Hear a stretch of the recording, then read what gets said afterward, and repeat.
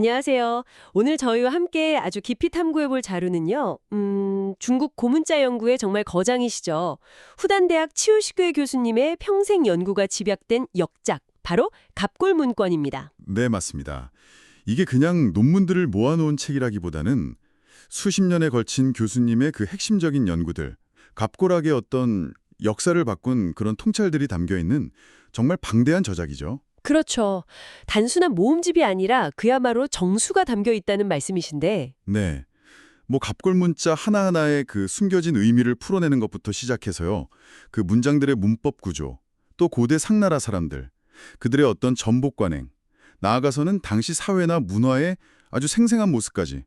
어휴, 정말 이 책 한 권에 다 녹아 있다고 할 수 있습니다. 그래서 오늘 저의 목표는 이 정말 두껍고 방대한 연구 결과물 속에서 가장 빛나는 그런 통찰들을 딱 뽑아내서 여러분께 명쾌하게 전달해 드리는 겁니다. 네네. 먼저 책 전체 구조를 한번 짚어보고요. 그리고 그 안에서 특히 주목할 만한 내용들. 예를 들면 문자 해독 사례라던가 문법적 발견, 또 전복이나 사회상 분석, 그리고 또 중요한 게 치유 교수님만의 그 독창적인 연구 방법론이잖아요. 아, 그렇죠. 그 방법론도 아주 중요합니다. 네, 그런 것들을 차근차근 짚어보면서 마치 이 책 한 권을 다 읽은 듯한 그런 깊이 있는 이해를 경험하실 수 있도록 안내해드릴게요. 자, 그럼 치우식회 교수가 밝혀낸 3000년 전 갑골문 세례로 한번 같이 뛰어들어가 볼까요? 좋습니다. 자, 먼저 이 방대한 책, 갑골문권. 이게 대체 어떤 내용들을 다루고 있는지 전체적인 그림을 먼저 그려주시죠. 어떤 논문들이 실려 있나요? 크게 보면요. 몇 가지 줄기가 있습니다. 우선 특정 갑골 문자, 그 글자 하나의 형태나 의미를 아주 깊숙이 파고드는 문자학 쪽 분석이 있고요. 네, 글자 하나하나 분석하는 거요? 그리고 그 글자들이 모여서 만들어진 문장, 그 갑골문 문장의 문법적인 특징이나 구조를 밝히는 연구들. 그리고 또 상나라 시대 하면 빼놓을 수 없는 게 전복행위잖아요. 아, 그쵸. 점치는 거. 네, 그 전복 기록, 복사, 복치라고 하는데요. 이 복사를 분석해서 당시 전복이 실제로 어떻게 이루어졌고 어떤 의미를 가졌는지 탐구하는 논문들이 있습니다. 그리고 마지막으로는 갑골문이라는 그 창을 통해서 당시 농업이라든지 제사, 사회 제도 같은 다양한 문화적인 측면들을 재구성하는 그런 논문들로 이루어져 있어요. 정말 다방면에 걸친 연구네요. 네, 이게 뭐 연대순으로 배열된 부분도 있고 또 어떤 주제별로 이렇게 묶여있는 부분도 있고요. 아, 그리고 특히 주목할 만한 게 하나 있는데요. 뭔가요? 그 깨진 갑골 조각들 있잖아요. 이걸 마치 퍼즐 맞추듯이 이어붙여서 원래 기록을 복원하는 연구가 있어요. 철압이라고 부르는데 이 철압 연구 성과가 상당히 비중 있게 다뤄집니다. 철압이요. 깨진 조각을 맞춘다. 와, 이거 정말 고고학적인 탐정 작업 같은데요. 이게 왜 그렇게 중요한가요? 아, 이게 왜 중요하냐면요. 갑골이라는 게 발견될 때부터 이미 깨지고 파편화된 경우가 대부분이거든요. 그렇죠. 온전하게 남아있기가 힘들겠죠. 네. 근데 이 조각들을 정확하게 딱 이어붙이면 이전에는 그냥 파편이라서 해석할 수 없었던 더 긴 문장이라든지 아니면 어떤 의례나 사건의 전체적인 기록을 확보할 수가 있게 되는 거예요. 아, 단편적인 정보들을 연결해서 더 큰 그림을 보게 되는 거군요. 맞습니다. 예를 들면 뭐 어떤 전복을의 전체 과정을 보여주는 기록이라든가 특정 사건에 대한 어떤 연속적인 기록 같은 것들을 복원해낼 수 있는 거죠. 치우 교수님이 이 철학 작업을 통해서 갑골문 연구의 그 지평 자체를 굉장히 넓히셨어요. 책 뒷부분에 보면 실제 철압 사례랑 도판도 실려 있어서 그 과정을 아주 생생하게 볼 수 있습니다. 와, 정말 흥미로운 접근법인데요. 자, 그럼 이제 본격적으로 갑골문 연구의 꽃이라고 할 수 있잖아요. 문자 해독의 세계로 한번 들어가 보겠습니다. 이게 뭐 쉬운 작업은 아닐 텐데요. 네, 굉장히 신중하고 또 다각적인 접근이 필요합니다. 치우 교수님은 단순히 글자 모양만 이렇게 비교하는 게 아니고요.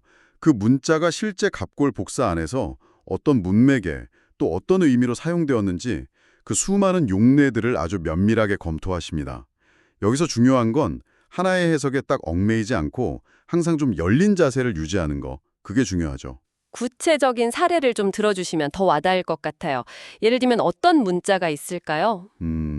좀 충격적이면서도 당시 사회의 어떤 일면을 극명하게 보여주는 사례가 있는데요. 바로 무자 연구입니다. 무당할 때 그 무자요. 무당 무자요. 네. 이게 가뭄이 아주 극심할 때 비를 기원하면서 무당을 불태우는 의식, 그걸 분무구우라고 하거든요. 네, 무당을 불태운다고요? 네, 좀 충격적이죠. 이 분무구우와 관련된 복사에 이 무자가 등장하는 걸 분석하면서 이게 단순히 무당이라는 의미를 넘어서 당시 사람들의 그 절박했던 기후관념이라든지 제의 형태 같은 것들을 밝혀내는 거죠. 와, 무당을 불태워서 비를 빈다니 상상 이상으로 절박했군요. 이건 단순히 글자 뜻풀이를 넘어서서 당시 사람들의 세계관까지 엿볼 수 있는 그런 분석이네요. 그렇죠. 비슷한 모양의 글자를 구별하는 것도 상당히 중요하겠어요. 헷갈리기 쉬울 것 같은데요. 아, 그렇습니다. 형태가 비슷해서 혼동하기 쉬운 글자들이 정말 많은데요. 이걸 명확하게 구별해야만 문장의 의미를 정확하게 파악할 수가 있습니다. 예를 들면 제사를 뜻하는 사자하고 관직명이나 어떤 업무를 나타내는 사자, 이게 형태가 좀 비슷하거든요. 네네. 하지만 문맥 속에서는 이걸 엄격하게 구별해야 합니다. 치우 교수님은 그 방대한 자료 분석을 통해서 각 글자의 의미하고 용법을 아주 명확하게 구분해 내셨죠. 이런 기초 작업이 정확한 해석에 그야말로 반석이 되는 겁니다. 그런 미묘한 차이를 밝혀내는 것이 결국 전체 해석의 질을 좌우하겠군요. 또 다른 흥미로운 해독 사례는 없나요? 예를 들어 전복 기록에서 자주 보이는 글자라든지요? 아, 전복 기록, 즉 복세에 아주 빈번하게 등장하는 글자 중에 정이라는 글자가 있습니다. 이게 아주 중요해요. 정이요? 네, 이전에는 이걸 그냥 단순히 점을 치다라는 동사로만 해석하는 경향이 좀 있었거든요. 그런데 치우 교수님은 이 글자가 복사 문장의 특정 위치에 나타나면서 때로는 점을 치는 주체를 나타내기도 하고 혹은 그 질문의 성격을 규정하는 뭐랄까 더 복잡한 문법적인 기능을 수행할 수 있다는 걸 논증하셨어요. 아, 단순히 동사가 아니었군요. 네, 이게 단순한 단어 뜻풀이를 넘어서서 상나라 시대의 그 전복 과정이라든지 기록 방식 자체에 대한 이해를 아주 심화시키는 그런 중요한 발견이었습니다. 정자 하나에 그런 복잡한 기능이 숨어 있었다니 정말 놀랍습니다. 그럼 농업이나 동물 관련 글자 해독에서도 재미있는 발견이 있었을 것 같은데요? 네, 예를 들자면 백마련구가 또 흥미롭습니다. 흰말이요. 이게 유독 전복 기록에 자주 등장하는 현상에 주목하신 건데요. 백마요. 왜 하필 흰말이죠? 그러니까요. 왜 다른 색말이 아니고 백마일까? 치유 교수님은 상나라 사람들이 백마를 뭔가 좀 신성하게 여겼거나 아니면 특별한 제사의 희생물로 사용했을 가능성을 제기합니다. 이걸 통해서 당시 사람들의 동물에 대한 관념이나 제의 문화를 추론하는 거죠. 아, 백마가 뭔가 특별한 상징성이 있었을 수 있겠군요. 그럴 수 있죠. 또 농업 관련 글자들, 가령 전자 같은 경우 사냥터 또는 농경지를 의미하고 연자는 수확이나 한 해를, 화자는 변화 곡식 일반을 뜻하는데요. 이런 글자들을 분석해서 상나라가 상당히 발달된 농경사회였다는 걸 구체적으로 보여줍니다. 특히 농기구인 뇌와 사에 대한 분석은 당시 농업기술 수준을 가늠하게 해주는 아주 중요한 단서가 되죠. 백마의 상징성부터 농기구까지. 정말 글자 하나하나가 당시 사회를 비추는 거울 같네요. 자, 그럼 이렇게 해독된 글자들이 모여서 문장을 이룰 때 어떤 규칙, 즉 문법이 있었는지 살펴보죠. 이게 또 상당히 흥미로운 지점일 것 같습니다. 맞습니다. 갑골문은 결코 원시적인 그림 문자를 그냥 나열한 게 아니었어요.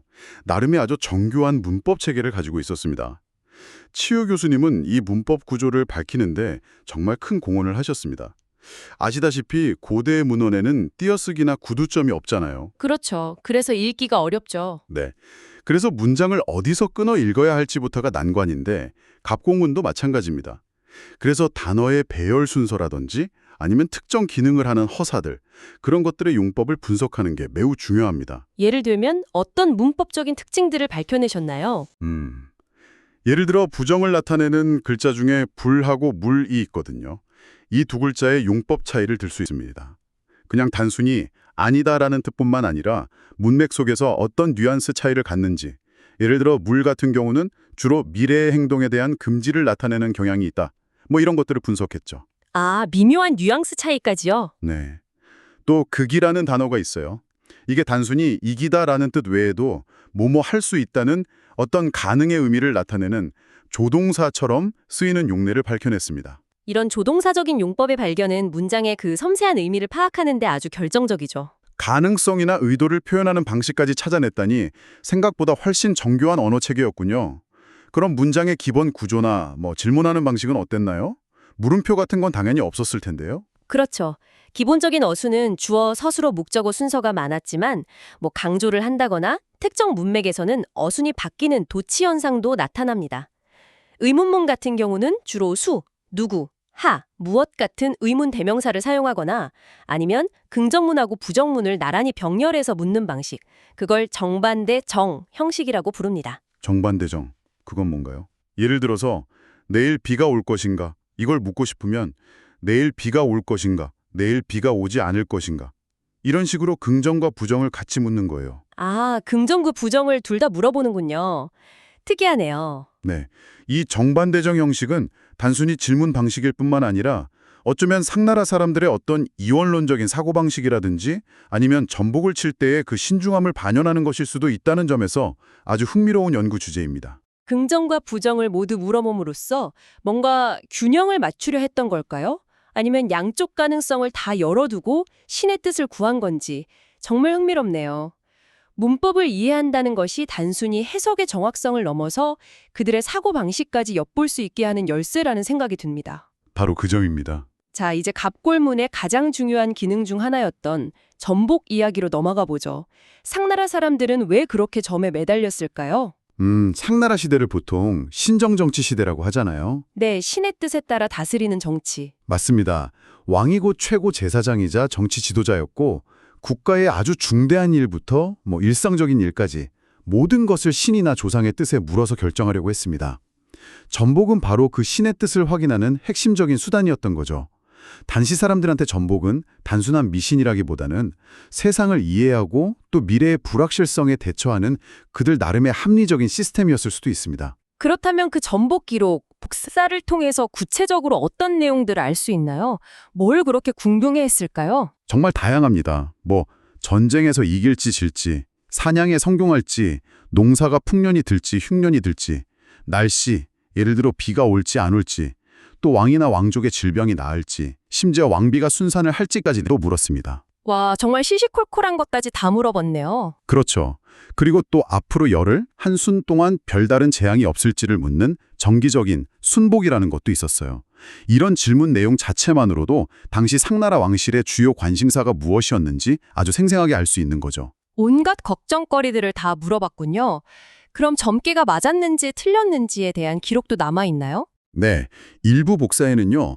점을 친 뒤에 실제로 일어난 결과를 기록한 부분이 남아 있어요. 그걸 험사라고 부릅니다. 험사요? 네, 예를 들어서 비가 올 것이다 라고 점을 쳤는데 실제로 비가 왔으면 그 사실을 갑골에다가 추가로 새겨 넣는 식이죠. 이 험사는 전복의 신뢰성을 높이려는 의도였을 수도 있고 아니면 과거의 점례를 참고하려는 목적이었을 수도 있습니다. 치우 교수님은 이 험사 기록을 통해서 전복 결과와 실제 사건 사이의 관계를 분석하기도 하셨어요. 아, 전복 기록 자체가 하나의 데이터베이스처럼 활용되었을 수도 있겠네요. 정말 체계적이었군요. 시대에 따라서 전복의 방식이나 내용도 좀 변화했을 것 같은데요. 물론입니다. 치우 교수님은 상나라를 전기, 중기, 후기로 나눠서요. 시대별로 전복의 주체, 그러니까 점을 치는 정인, 그룹이 어떻게 변화하는지, 또 전복 내용이 얼마나 상세해지는지, 사용하는 갑골의 종류나 복사의 서체 스타일 같은 것들이 어떻게 변해가는지를 아주 면밀하게 추적합니다. 시대별 변화 양상까지요? 네, 예를 들면 초기에는 비교적 좀 소박했던 전복 내용이 후기로 갈수록 점점 더 정형화되고 복잡해지는 경향을 보이거든요. 이는 당시 왕권이 강화되고 관료제가 발달하는 등 사회 구조의 변화와 아주 밀접한 관련이 있을 것으로 해석하고 있습니다. 와, 전복 기록의 변화를 통해서 사회 변화의 맥락까지 읽어내는군요. 정말 전복 기록이야말로 상나라 시대를 이해하는 타임캡슐 같다는 생각이 드네요. 그렇죠. 그럼 전복 내용 외에 갑골문 자체에서 드러나는 당시 사회나 문화의 모습은 또 어떤 것들이 있을까요? 우선 농업 분야를 보면요. 이미 기장이나 조 같은 곡물을 주요 작물로 재배했고 특히 기장을 아주 중요하게 여겼다는 걸 알 수 있습니다. 또 불을 놓아서 경작지를 개간하는 화전 방식이 사용되었고 김맥이라든지 수리시설 관리에도 꽤 신경 썼다는 기록들이 보여요. 이걸 통해서 당시 농업 생산력 수준이나 농경 기술을 짐작할 수 있죠. 제사 기록에서는 어떤 정보들을 얻을 수 있나요? 상나라 하면 또 제사를 빼놓을 수 없잖아요. 네, 맞습니다. 제사 관련 기록은 정말 방대하고 중요합니다. 그 기록들을 보면 최고 신인 상제와 다양한 자연신들, 그리고 돌아가신 선대 왕들을 포함한 조상신들에 대한 아주 체계적인 숭배 시스템이 있었다는 걸 보여줍니다. 제사 방식도 다양했겠죠? 네, 불을 이용해서 제물을 태우는 요제, 강물에 제물을 바치는 침제 등 아주 다양했습니다. 그리고 좀 안타깝지만 전쟁포로나 노예 같은 사람들을 제물로 바치는 인신공의의 흔적도 아주 뚜렷하게 나타납니다. 당시 사회의 좀 엄혹한 일면을 보여주는 거죠. 또 오사라고 해서 특정 조상신들에게 정기적으로 지내는 아주 복잡한 제사 체계가 있었다는 것도 갑골문을 통해서 밝혀진 중요한 사실입니다. 인심공의까지 정말 많은 정보가 담겨 있네요. 네. 그 외에도 왕을 중심으로 한 통치 조직, 또 왕을 보좌하는 소신 같은 관리들의 역할, 혈연 집단인 족씨의 활동 같은 정치 사회 구조에 대한 정보도 얻을 수 있고요. 또 간지를 이용한 날짜 기록 방식을 통해서 상당히 발달된 역법, 그러니까 달력 체계를 가지고 있었다는 것도 확인할 수 있습니다. 하늘의 움직임하고 시간을 정확히 파악하는 게 농업이나 제사에 아주 중요했기 때문이겠죠. 이 모든 조각들을 이렇게 모아보니 갑골문 연구라는 것이 단순히 고대 문자를 해독하는 것을 넘어서서 정말 3000년 전 상나라라는 하나의 문명을 그들의 언어, 믿음, 생활 방식 그대로 생생하게 복원해내는 작업이라는 생각이 더욱 강해집니다. 네, 정말 그렇죠. 그렇다면 이처럼 위대한 업적을 가능하게 한 치우시게이 교수님만의 그 독특한 연구 방법론은 무엇이었을까요? 어떤 점이 특별했나요? 여러 특징이 있는데요. 제가 생각하기에 가장 중요한 것은 철저한 언어학적 분석, 그리고 고고학적인 맥락, 또 다른 출토문헌 자료들, 예를 들면 청동기 명문 같은 것에 대한 해박한 지식을 아주 유기적으로 결합한다는 점입니다.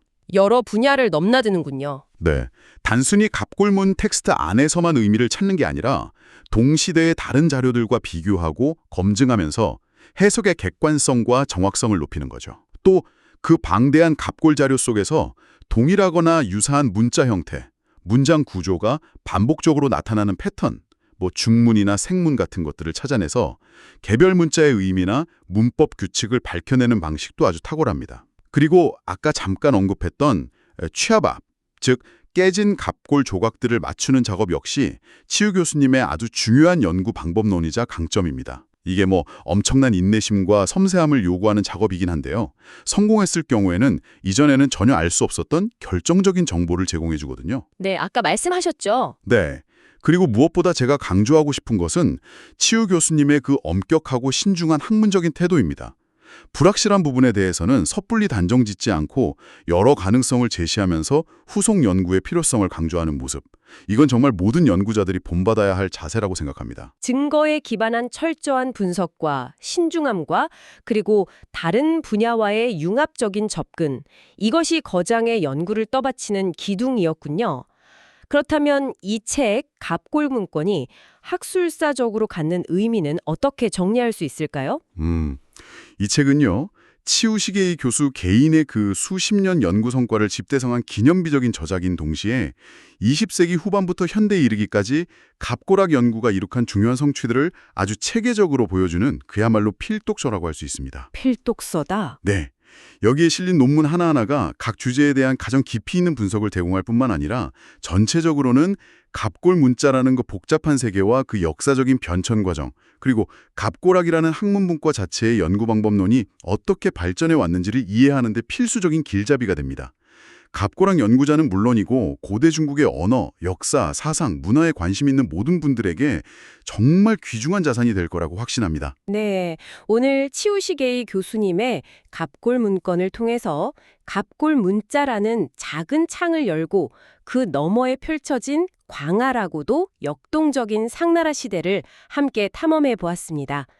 비록 이 방대한 저작의 정말 일부만을 맛보았지만 그 깊이와 치밀함, 그리고 고대 문명에 대한 그 뜨거운 탐구 정신은 충분히 느낄 수 있었으리라 생각합니다. 맞습니다. 깨진 뼈 조각하고 그 희미한 글자 속에서 이토록 풍부한 역사적, 문화적 맥락을 읽어내는 치호 교수님의 연구는 정말 경이롭다는 말밖에 안 나오네요. 갑골문 연구가 정말 과거를 여는 열쇠라는 걸 다시금 확인하게 되는데요. 네. 여기서 한 가지 질문을 던지면서 마무리하고 싶습니다. 우리가 오늘 살펴본 갑골복사는 대부분 왕실의 관심사를 반영하잖아요. 그렇죠. 왕이나 귀족들의 이야기였죠. 네.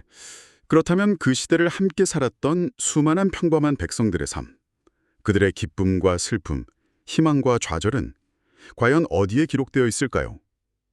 이 갑골이라는 자료의 한계 너머에 있는 그들의 목소리를 우리가 어떻게 복원할 수 있을지, 또 앞으로 새로운 고고학적 발견이 이러한 공백을 어떻게 채워줄 수 있을지 한번 생각해보는 것, 이것이 우리에게 남겨진 또 다른 흥미로운 과제가 아닐까 싶습니다. 정말 의미 있는 질문입니다. 기록되지 않은 역사, 목소리 없는 사람들을 상상해 보는 것, 그것이 어쩌면 우리가 고대사를 탐구하는 또 다른 이유일지도 모르겠습니다. 오늘 깊이 있는 탐험에 함께해 주셔서 정말 감사합니다. 네, 감사합니다. 다음에도 흥미로운 지식의 세계로 여러분을 안내해 드리겠습니다.